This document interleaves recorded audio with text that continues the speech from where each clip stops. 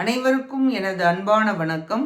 திருவள்ளுவர் இயற்றிய திருக்குறளில் அறத்துப்பால் அதிகாரம் 36 மெய் உணர்தல் 353வது குறள்.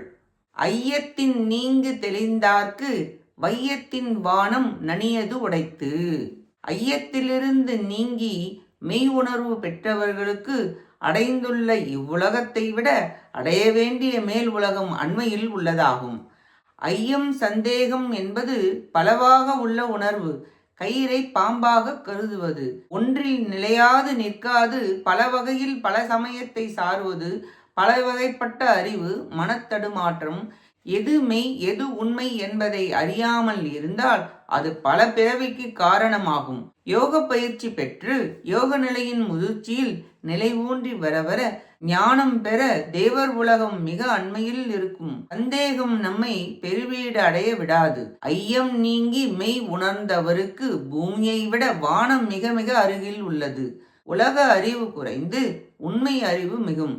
யோகத்தாலும் ஞானத்தாலும் அது சித்திக்கும்.